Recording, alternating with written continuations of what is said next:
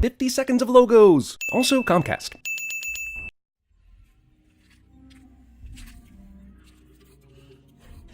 Jurrasic World Evolution has day 1 DLC dinosaurs, so you already know how the rest of this game is going to be. Also, for your consideration, this game released about 10 days before the related movie released. So, for those of you thick in the head, the game was pretty much made as a promotional piece to get people to go see the movie. What's really sad is that it's made by the same people who made Planet Coaster, which was actually a really good park building game, but it feels like they may have been rushed or something in making this game. It's just not as fleshed out and polished as Planet Coaster was. On top of that, as of the day I'm making this review, there were about 2,600 people playing Planet Coaster and 3,100 people playing Jurrasic World Evolution.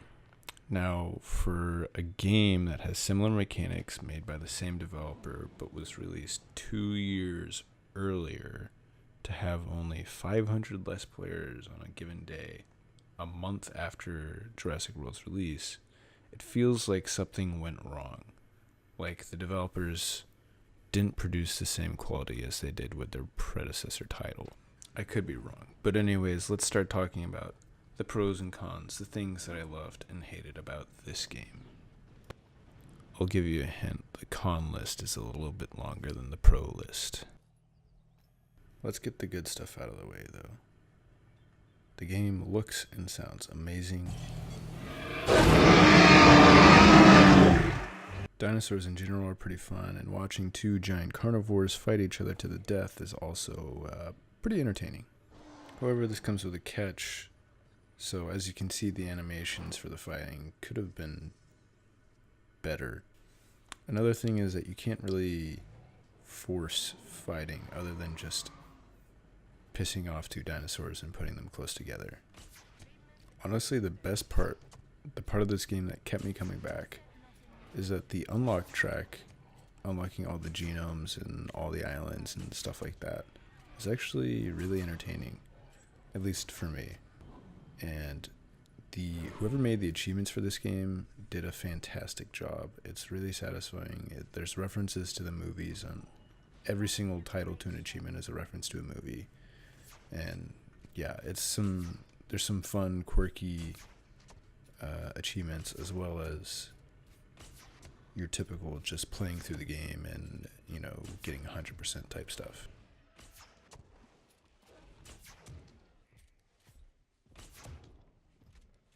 And the last positive note, and this is less of a positive note about the game as much as it is the people behind it, is that they made a really good decision in paying some streamers to play the game. Because the only reason I was even knew the game existed is because streamers were playing it.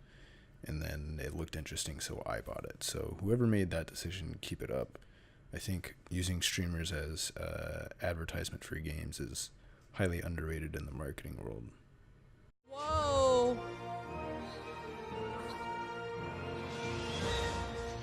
Wait, do I have to manage? Yes, site. Now for the cons. It can feel like they're wasting your time because incubation and research expeditions, that sort of thing, can take a really long time. On top of that, you can get screwed by like XCOM type odds, where you have a pretty good percentage, well over 60%, and still fail. Or in the case of expeditions, going on several expeditions and not finding a single fossil that relates to the genome that you're trying to unlock. I understand they can't make the game too easy, but there are times like when you're trying to hatch a certain dinosaur and it keeps on failing, it costs you a lot of money and takes a lot of time.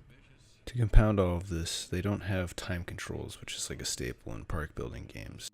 On a similar note, they have factions in the game that you need to like kind of appease to unlock stuff, and to do that you need to finish contracts and missions. Well, some of these contracts and missions lower your rep with the other factions, which will cause them to sabotage you and slow down your progress even more. It's a time. They also kind of have a story in the game, but also not really. So I think they kind of wrote a story and then gave up. It's weird. At the end of the day, it's a half-baked park sim, missing a lot of important features that you would consider standard in a park building game. but dinosaurs are pretty cool, and there's a lot of, like, I don't know, nice detailed stuff that they did, but overall I can't recommend that somebody else would buy this unless you get it on sale for like $10 or something. You get to have a lot of derpy kind of fun, or if you like getting 100% in games, it's not a difficult game to do that in. But they're lacking critical stuff. The HUD can be confusing at time, getting to screens that you want to. Like I said at the beginning of the video, I feel like the game was just made as a promotional piece for the movie, and it's not worth buying. If you like this review, you can leave a like or tell me down in the comments, and make sure to subscribe so you can see more videos.